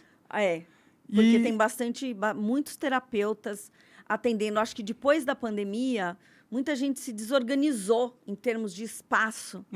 Né? E lá na nossa região não tem outros lugares que fazem um coworking de saúde. É lá na Vila Mascote, né? Zona Sul. Na Vila Mascote. E aí você também... mas aí você saiu da Teste e conseguiu, montando esse espaço, ter uma renda ali que te... Isso, então. Eu já tinha alguns poucos clientes, mas... Porque você atende ainda como psicóloga. Atendo como psicóloga. E com a terapia crânio-sacral. Mas o que aconteceu foi que 2, 3 meses depois, houve um desentendimento na empresa e eu realmente falei assim, não, eu realmente vou... Vou vazar, tô fora. Eu vou sair. E aí a gente reformou, né, a casa para montar o espaço. E começou, né, 1 cliente, 2 clientes, e foi indo. Então, hoje eu tenho, né, um espaço legal lá com vários serviços que oferece. Lá no site do Instituto para Ser dá para ver o que tem ali, né? Dá é institutoparacer.com? Como que é? institutoparacer.com.br. Ah lá, então. E aí você também resolveu entrar na onda dos podcasts, né? Então, Bruno, você sabe que eu acho que eu fiquei, assim, espelhada em você, porque os filhos se espelham nos pais, mas os pais também se espelham nos filhos, claro, né? E eu sempre gostei muito de fazer palestra. Só que todo esse trabalho de fazer palestra, de falar para as pessoas, acontecia dentro de um centro espírita. E também o meu ciclo lá se encerrou. Acho que foi... Sabe quando o ciclo se encerra? Sim, a melhor coisa que aconteceu na sua vida é você sair daquele antro lá, na minha opinião. O pessoal acha que o centro espírita é o lugar, todo mundo do bem, é conectado. Não, lá é um BBB, na verdade, não um centro espírita. É um BBB, um Big Brother Brasil, e é um monte de gente com problema, tentando resolver os problemas com as outras pessoas que têm mais problemas que ela. Olha, eu não posso discordar de você, mas não são todos os centros espíritas que são assim. Tem uns mais harmonizados, né? Mas assim... É que vira uma politicagem. O centro espírita fica uma politicagem do caralho, na real. Tipo, todo mundo querendo ser o próximo... Presidente. Presidente. Aí o cara... Não, mas você não pode fazer isso, não pode fazer aquilo. Um monte de regra, um monte de picuinha. Toda organização religiosa passa pelas mesmas coisas. Você tem mais política do que o Vaticano faz? Não. Política total, né? A Igreja Católica, hoje em dia, é um braço político do mundo, né? Entendeu? Então, sim, era um mundo. E hoje eu entendo que eu fui para lá numa lealdade ao meu pai, né? Que era o presidente do centro. Que era o presidente do centro. E E ele não me apoiou que eu quis ser presidente, ele não me apoiou. Ele disse, Lívia, isso daqui é um ninho de cobras. A melhor coisa que ele fez é não ter te apoiado, porque senão você estava lá até hoje e aí você estava maluca. E eu levei uma, como é que fala? Uma surra de votos. Eu perdi, assim, assustadoramente. E acho que eu briguei um pouco com a espiritualidade, sabe? Nesse momento, houve uma certa mágoa. É que ali não era um lugar para você tratar a sua espiritualidade. Era um negócio que você gostava daquele... Você gostava da politicagem que te colava lá dentro. E aquilo meio que era a sua família. Não família, mas tipo, é um ciclo de amigos que você tinha lá, sabe? Acho que eu concordo com você em parte. Acho que, sim, eu gostava da coisa da... Não era da politicagem. Eu gostava de organizar aquilo de uma forma como eu acreditava. É como se você tivesse uma massa de um bolo que você fala, olha, eu posso pôr esse bolo numa forma de coração, numa forma redonda, numa quadrada. Eu acho que tinha um negócio de gerenciamento ali que você gostava. Era uma coisa de gerenciamento. O único problema é que eu resolvi mudar a receita do bolo. E aí os clientes não gostaram. Aí o outro lado não gostou muito, né, da receita. Por uma crença minha de que você tem que estudar qualquer coisa que você queira, né? Não só espiritismo. Você pode estudar marketing digital, você pode estudar psicologia, neuropsicologia, qualquer coisa. Mas não adianta só você estudar. Você tem que fazer alguma coisa, você tem que executar, tem que transformar o seu conhecimento em algo a favor das pessoas. E tinha aquela coisa, não, você tem que ficar estudando eternamente. E acho que quando eu criei um Instituto para Ser, foi um pouco com esse olhar, não de ser um centro espírita, mas de ser um lugar onde ninguém fosse destruir aquilo que eu criasse. Sabe? Porque eu cansei. Você cria um trabalho... Que não é seu, né? Não é no seu local, não é seu, não é só você que decide, né? E aí você vai lá e alguém muda a diretoria, destrói tudo. Eu falei, eu cansei. Sabe? Eu falei, não quero mais isso para mim. E o Instituto é um lugar de cura, é um ambiente de cura, onde as pessoas vão e as pessoas sentem e falam, nossa, aqui tem uma paz. E é como... É um local bem bonito lá. Vocês fizeram um bom trabalho em arborizar tudo. Tem um pé de uva lá que cresce as uvas, tem um monte de planta. O jardim é mérito do Lucas, Sim, né? mas ficou legal, ficou bem legal. Ficou legal. Então, a casa tá bem mais legal de quando eu morava lá, né? Esperaram eu sair para organizar a casa. Não, que você não quis ajudar a reformar, pode parar. Como não quis ajudar a reformar? Eu pedi uma vez para você me ajudar, falei, me ajuda a pintar a casa, você negativo. Ah, não, mas eu ajudei de outras formas, né? Ajudou de outras formas. Eu tô dizendo assim, quando a casa a gente morava lá... Eu só não lá... ajudava com esforço físico, agora se quiser dinheiro, eu dou. Não, mas você ajudou, você é um sócio investidor do Instituto para Ser. Sim, eu comprei uma banheira. Você comprou mais do que uma banheira, né? Você montou um mini spa. Né? Tem um spazinho lá, né? Tem um spa. E, enfim, então, assim, a gente... O que você tinha me perguntado mesmo? Que você... Bom, estava na época que você foi pro podcast, né? Por que eu queria ir pro podcast? Era isso que eu estava falando. Então, quando eu perdi a oportunidade de falar no Centro Espírita, né, de fazer palestra, eu falei, eu quero passar uma mensagem. Eu acho que tem uma coisa dentro de mim. De querer comunicar, de né? querer comunicar. Só que eu sabia comunicar a doutrina espírita. Uhum. E aí eu migrei, né? Transição de carreira total. Foi mesmo? Foi uma transição de carreira. E aí, hoje, o que eu quero comunicar é uma outra coisa. Uhum. Não desconectada da espiritualidade, porque essa sempre é uma base que a gente tem, né? Da questão de você acreditar em Deus, de sentir que Deus é uma mão que te conduz, de você ter uma fé que te acalma, mesmo diante dos desafios da vida, né? Eu tô assim, naquele momento, sabe? Que você não está no limbo, mas você não ganhou ainda a expertise dessa nova comunicação que você quer fazer. Sim. Então, é difícil, viu? Eu tô pastando. Mas você criou a sala lá do podcast, é o Pod7 Studios, né? Isso. A sala bem legal, inclusive, com microfone e tudo. Dá para alugar, né? Se alguém quiser montar um podcast hoje em dia, dá para ir lá montar. Tem um site? Qual que é o site? É pod7studio.com.br. E aí, tá rolando uns podcasts lá, né? Estão rolando os podcasts, a gente montou uma sala bem gostosa. Eu vi que foi uma famosona lá um dia desses, eu não lembro o nome dela, mas faz um tempo já. Eu não lembro o nome dela. Uma mulher aí, uma artista da Globo. De vez em quando vão os artistas lá. Quem? Tem a Asi, que era uma cantora. Que ela tinha um podcast lá, né? Ela tentou criar um podcast, mas criar um podcast, você tá de parabéns, viu? É complicado. Porque sustentar um podcast como você e o Igor fizeram é para poucos. Dá trabalho, né? As pessoas não veem isso, né? Ainda mais criar uma empresa que tinha 10 podcasts, né? Mas, e aí como que tá sendo essa experiência de ter um podcast? Você criou o seu podcast? Eu criei o meu podcast. Então, acho que eu sempre tive, eu não sei se isso é uma vantagem ou uma desvantagem, eu sempre gostei muito de estruturar as coisas. E aí, gente, eu tentava gravar no vídeo, no celular, aí tinha que editar, e não tinha computador, aquilo lá me dava uma gastura, como diria a Luana, entendeu? E eu falei, aí surgiu uma outra herança. Eu digo assim, que Deus me abençoou. De heranças. De heranças. Pô, eu nunca ganhei nenhuma herança, nem quero ganhar, pode ficar vivo aí. Mas veio herança de tudo quanto é lado. Aí eu ganhei outra herança. E aí, mais uma vez, eu falei, bom, eu tenho um dinheiro, como eu posso fazer? Investir, né? Junto com o meu enteado, que é o meu sócio, que é o Tiago. A gente criou o Podset Studio como uma outra... Assim, para mim, é uma forma também de ter uma rentabilidade, de algo que não dependa de mim. Porque hoje, por exemplo, o Monarch Talks depende de você. Se você não está aqui, ele não acontece. É Monarch Talks, afinal, né?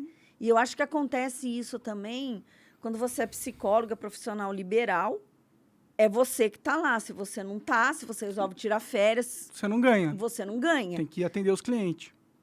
Então, tanto o Instituto quanto o Podset Studio são empresas que podem trazer um recurso. Porque hoje eu não quero mais trabalhar até os 90 anos, entendeu? Aquela ideia que eu tive lá, já aboli, né? Abortei. Não quero mais trabalhar até os 90 anos. Então, você precisa ter outras formas de recurso. Só que falar na mídia, falar nas câmeras e levar uma mensagem é algo que me deixa feliz, que traz aquele calorzinho no coração e que seria uma forma de continuar o trabalho que eu fiz, não mais dentro dessa estrutura de centro espírita, mas numa estrutura muito maior, porque quantas pessoas cabem num salão? 100 pessoas? Na internet você pode... Você tem muito mais exponenciabilidade no crescimento você pode do impactar público, né? a vida de mais pessoas. Sim. Então, quando eu falei, não, eu tenho que estruturar esse projeto, eu não sei como estruturar, eu comprei aquele curso do Fórmula de Lançamento, né? Que eu fiquei puto, inclusive, com você de ter comprado, né? Você ficou puto. Que eu te dei uma grana, o que ela fez com a grana? Deu pra um Zé Ruela aí falar umas Não, mentiras. você não me deu nada, não foi com o seu dinheiro. Não foi? Eu dei uma grana pra você, não dei? Não, você me deu uma grana e eu fui tirar férias. Ah, que bom.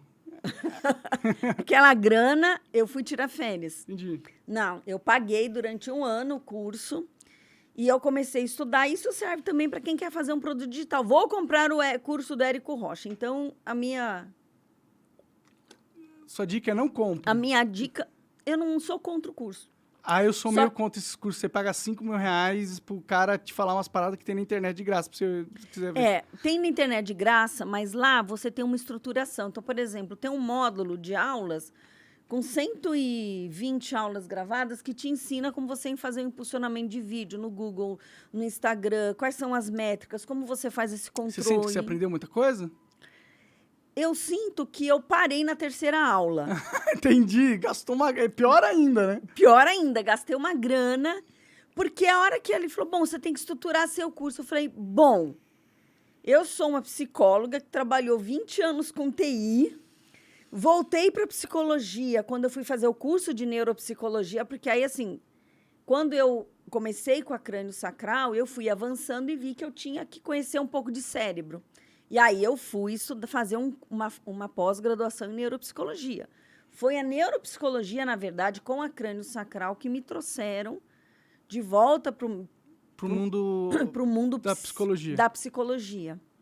Mas é um mundo que eu não vim só com a parte de estudo, eu vim com toda a minha bagagem de experiência de vida, Sim. que faz toda a diferença. Claro. Você entendeu? Você Sim. pode ser uma psicóloga de 25 anos, 30, com 500 pós-graduação, mas não dá para você comparar com uma pessoa que passou uma vida... Que viveu, né? Que viveu. Você tem muito... Você vê uma pessoa falando de uma dor dela... Se você não passou por aquela dor, você passou perto. Entendeu? Então, é uma outra possibilidade que você tem de empatia. Você realmente conseguiu, você vivenciou aquilo lá. Uhum. Né? Então, essa minha vontade mesmo de levar uma mensagem para o mundo, eu falei, bom, tudo bem, mas eu tenho que montar um curso, né? E aí eu falei, vou fazer curso de quê? E aí eu parei o curso. De quê? Não encontrou. Não, aí eu levei 1 ano para estruturar esse trabalho.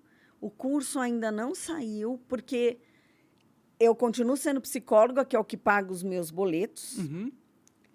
E um curso, um produto digital, uma empresa, que você tem que ter dedicação full. Uhum. Não é assim, de vez em quando eu vou, faço um vídeo e está tudo certo. Não funciona assim. Você tem que se dedicar, você tem que pensar na estrutura de posts, você tem que aparecer, ficar fazendo stories, que eu acho um saco. Né? Eu também não gosto. Tô tentando aí fazer uns stories, mas é meio chato, né? Falo, mostrar... Minha vida já é chata, agora tem que tornar minha vida chata interessante pros outros. É difícil isso, né? É complicado. É complicado. A minha vida, eu não digo que ela é chata, mas ela é monótona, porque eu recebo o cliente, atendo, eu não posso ficar gravando o meu atendimento, Sim. certo? A pessoa sai, eu não vou ficar tirando selfie com o cliente, que não faz o mínimo sentido. Nem ficar falando do que você falou com ele na coisa que você não pode, né? Porque eu não por posso, ética profissional. Exatamente. Então, tem gente que consegue, né? Faz uns videozinhos, faz uns reels, umas dancinhas, não é a minha... Não é a minha praia, definitivamente. Não, dancinha do TikTok, né? Não dá. Mas não que eu não gosto de dançar, entendeu? Só que... Mas ficar fazendo as dancinhas da moda lá... Por que você quer ver essa porra? Eu não sei porque as pessoas querem ver tanta dancinha, assim. Porque é o tal do entretenimento, né? Nossa, mas que entretenimento de qualidade, né? Se bem que eu não posso reclamar nada, eu abro o Instagram e fico vendo vídeo de gato sendo idiota. Porque descansa, né? Você não tá pensando, que bonitinho o gatinho ali, tal, só isso, entendeu?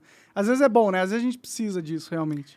Tem gente que vê coisa de podóloga, outros que vê chinês espremendo coisa. espinha. Nossa, eu acho nojento, mas confesso que quando tem uma espinha muito grande, eu fico vendo. Cravo é melhor, que é menos nojento. Quer dizer, é nojento pra caralho, mas é mais satisfatório, eu acho. Não, eu gosto mais do podólogo, entendeu? O podólogo faz o quê? O podólogo tira unha encravada, unha né? encravada. Então, tem assim, tem uma podóloga maravilhosa que ela pega o... Agora, Nathalie é o nome dela.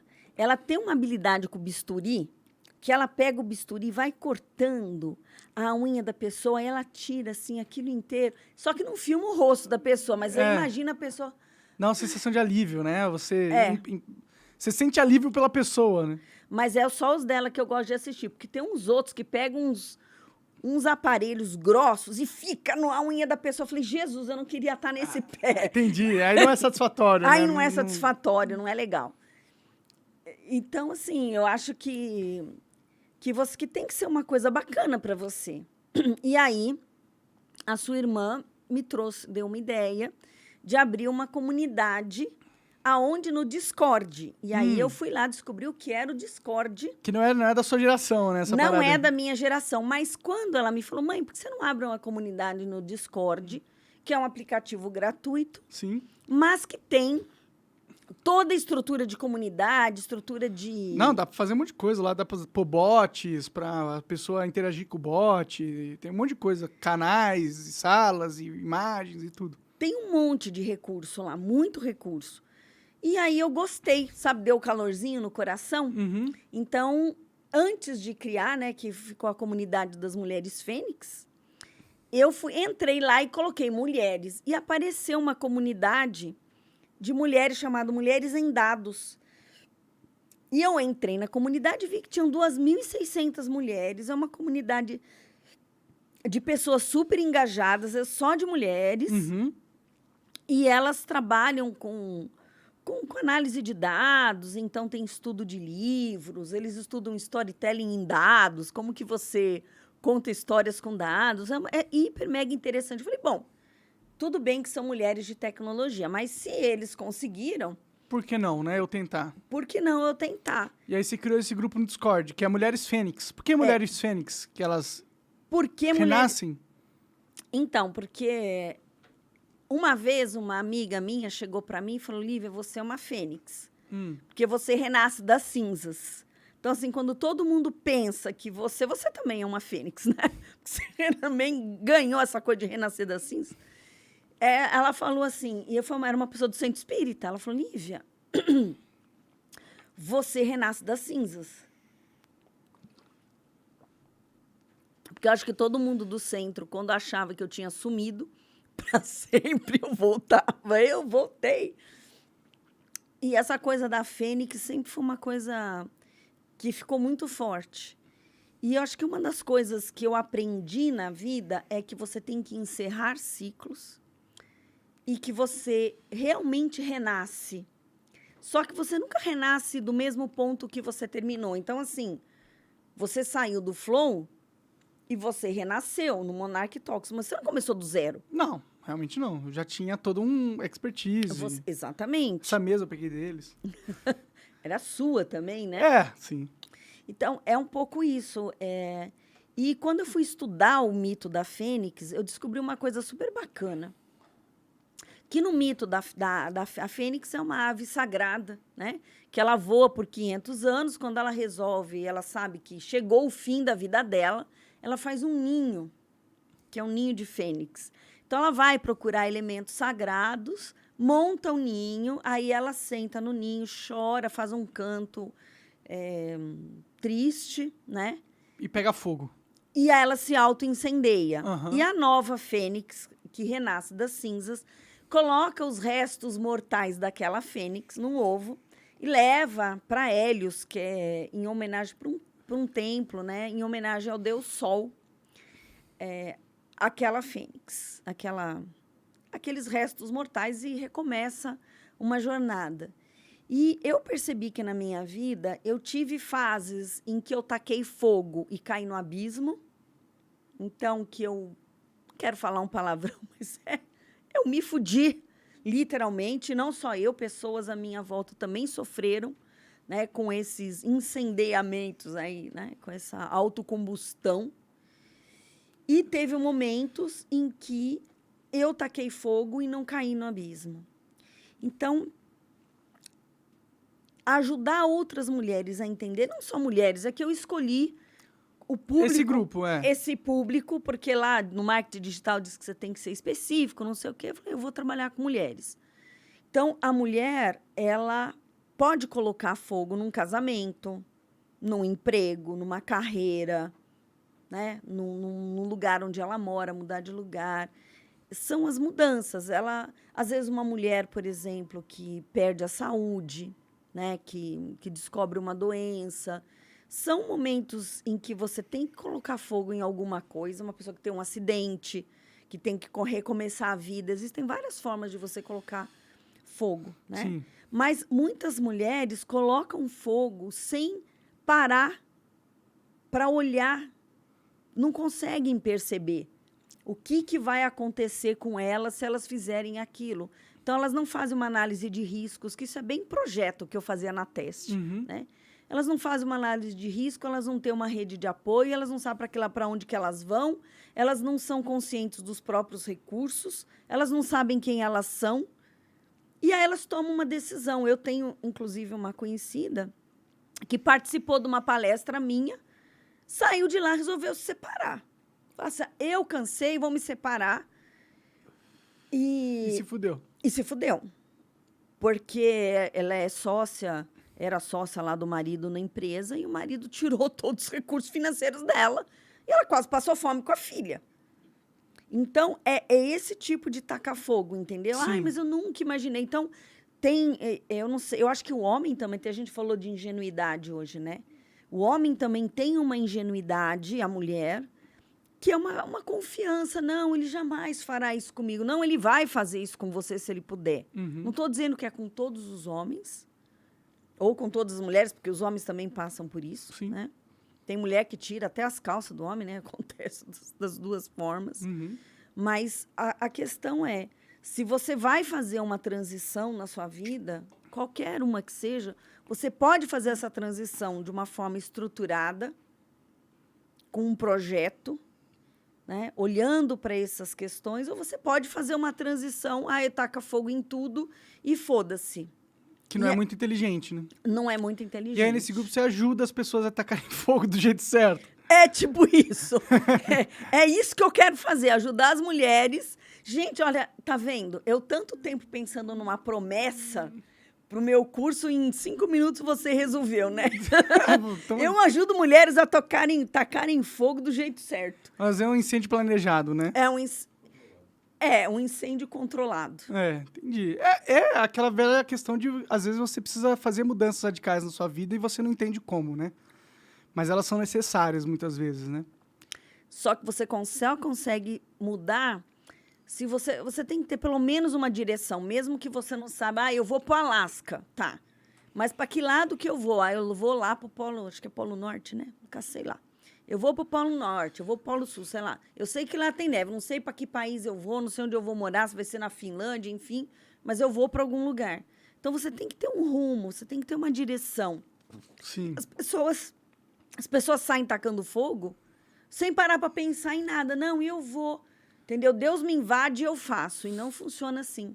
Quando eu taquei fogo pela segunda vez, que foi quando eu saí da empresa, eu tinha um plano. Então, eu já tinha voltado, eu já estava fazendo a crânio-sacral, fazendo curso de neuropsicologia.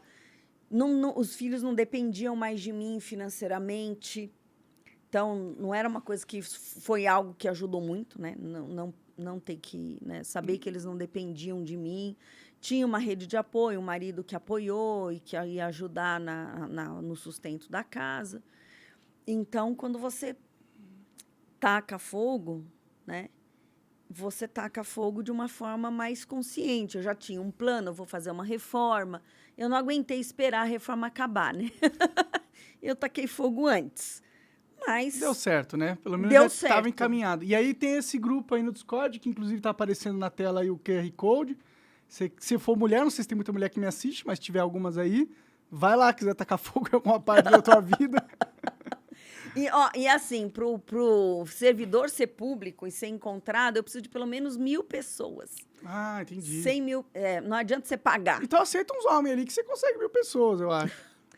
Mas aí, esse que é o problema da gente ser fiel às nossas ideias, né? Às nossas bandeiras. Às vezes a gente precisa abrir mão de alguma coisa. Então, eu agradeço muito. Tem muitos homens que me seguem lá no Instagram, no @LíviaBelotto, né, que te apoiam, inclusive, quando aconteceu aquela situação, mandaram direct, olha, eu tô com seu filho, se ele precisar de ajuda, pode falar que eu ajudo. Não, o pessoal queria fazer tudo, queria fazer podcast, fazer, como é que é?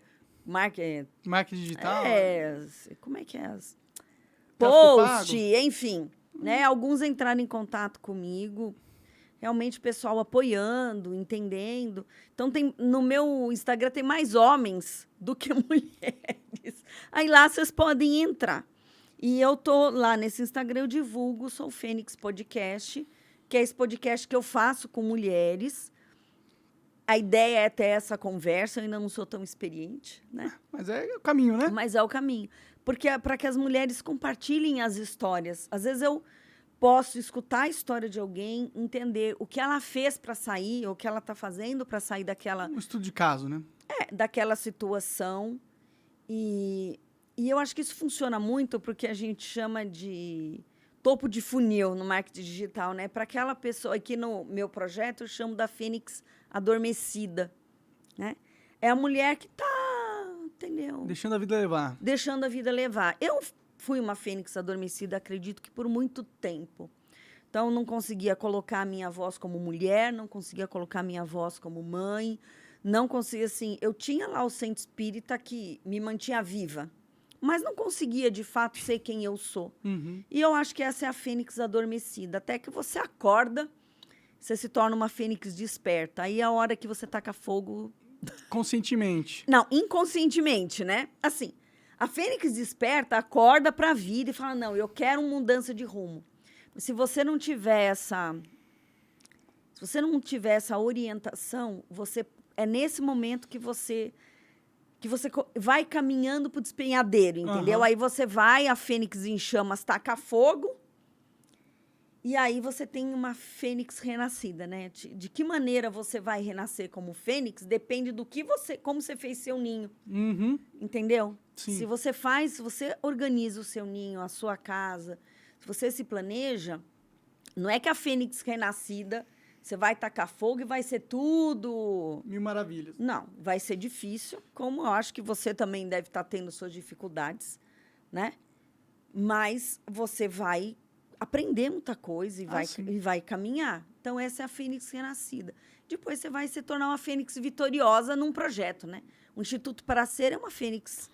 Eu me sinto a fênix vitoriosa porque eu criei um espaço. Não, o espaço é muito lindo lá, muito legal. Tem sala de podcast, tem spa, tem Sala de consultório. terapia, tem constelação. Tem a sala 1001 utilidades, que é o meu quarto. Era o meu quarto, né? Constelação familiar. Acho que eu vou começar a cobrar ingresso. Gente, conheçam o quarto do Ana. Mas não tem mais nada lá, né? Não tem mais nada. Se bem que no meu quarto também não tinha porra nenhuma. Né? Não, mas tinha aquele negócio que você socava, né? Tinha um saco de boxe, Que o um seu saco pai de boxe te numa deu cama. Pra evitar você de socar a geladeira. Eu estraguei umas geladeiras, né? Deixei elas amassadas, pelo menos, lá em casa. Tem uma amassada, tá lá ainda. Ainda tá amassando. A gente não trocou a geladeira, né? Mas eu acho que é isso.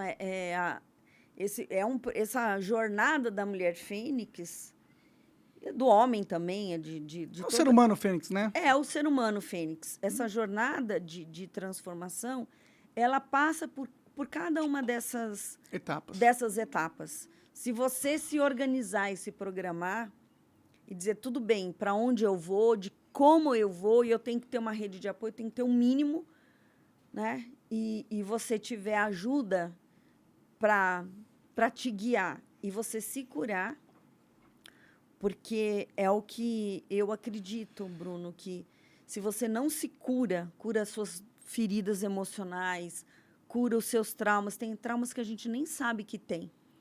Então, se você vai buscar e vai se curar e vai resolver essas questões, o seu sucesso é um sucesso sustentável. Mas se você não se cura, você fica num padrão de repetição que muitas vezes te leva ao sofrimento.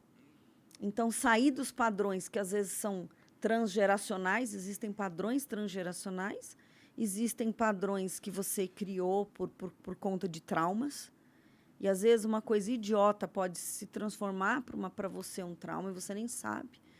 Então, as ferramentas que eu acredito que ajudam realmente nessa cura é tanto a terapia crânio-sacral quanto as constelações familiares, que dão uma luz sobre essas questões. Esse negócio de constelação familiar, eu tenho meus negócios com isso aí, viu?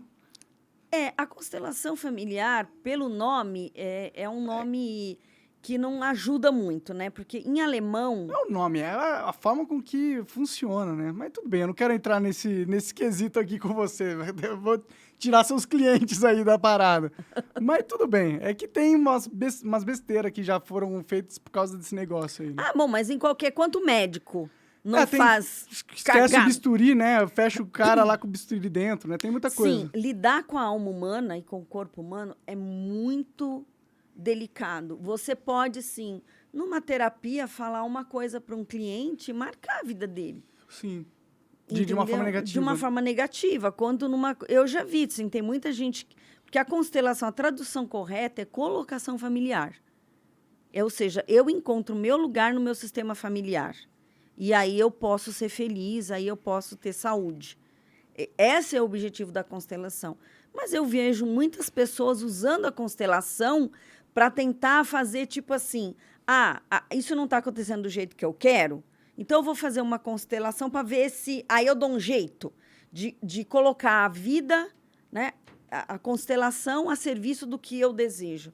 E isso não é a verdadeira constelação, não faz isso. Inclusive, o Bert Hellinger fala que existem destinos difíceis e que os destinos difíceis, às vezes, precisam ser respeitados. Né? Então, como é que você lida com o destino? Como é que você trabalha a questão da aceitação daquilo que foi do jeito que foi? A proposta da constelação familiar é essa. Agora, que tem gente que usa a ferramenta... De forma burra? Fala que a pessoa tem que aceitar. Bom, eu não vou entrar nesse ponto, mas eu já vi umas besteiras, esse negócio de constelação familiar aí, que leva as pessoas a continuarem com o agressor, por exemplo. Com o agressor? Fala, não, você tem que aceitar que ele é assim, perdoar. Não, na verdade, na constelação, se esse agressor é de uma geração anterior, né? Vítimas e agressores, você deixa a questão deles com eles e não se identifica. O problema é que tem muita gente que se identifica com uma vítima ou um agressor de uma geração atrás e, por identificação, faz igual. Então, a questão é essa, não é você... então tudo bem. Não, você foi o agressor, só que no final vítimas e agressores só querem morrer em paz, sabe? É isso que acontece. O que a constelação fala é que você não pode excluir. Porque tudo que você exclui volta até você. Às vezes excluir um agressor é uma boa coisa, né? Na filosofia das constelações funciona um pouco diferente, mas aí a gente teria que discutir a filosofia. Entendi. Entendeu? Existe uma filosofia, existe uma dinâmica, uma prática. Na prática, a gente busca aplicar a filosofia das constelações. E a inclusão, a não exclusão, vou chamar de o pertencimento, é uma das leis. Entendi. Bom, tá aí, né? O pessoal quiser, o link tá aí na descrição, na frente aí, vai lá participar das vários serviços que o Instituto para Ser provém, né? Desde massagem, psicóloga, se você quiser gravar um podcast depois de fazer a massagem e passar pelo psicólogo, você faz um podcast. Então, tem muitas coisas lá. Aí, depois, se quiser relaxar, você vai no spa. É um serviço completo. institutoparaser.com.br. Isso. Certo? Certo, Tem alguma filho. coisa mais que você queria falar, mãe? Quer contar algum podre meu? Algum Não. momento que eu te dei de amargura na vida? Eu quero dizer que eu te amo. Que lindo. Também te amo, mãe. Obrigado por ter vindo aí, viu? Conversar comigo. Eu Dia que das agradeço. Mães. Felicidade às mães aí. Você que é mãe, parabéns. Hoje é o seu dia. E é isso. E um grande beijo aí para todas as mães. Força. E, como dizia minha mãe, ser mãe é para descer no paraíso, né? Ser mãe é uma grande luz, uma grande bênção. E todo filho é uma grande alegria. Que as mães possam se sentir abraçadas nesse dia por mim, aqui pelo meu filho e pelo nosso Pai Maior. Até a próxima vez. Obrigada, filho. Valeu, mãe. Obrigado. Valeu mesmo. Um beijo. Até a próxima, gente. Tchau.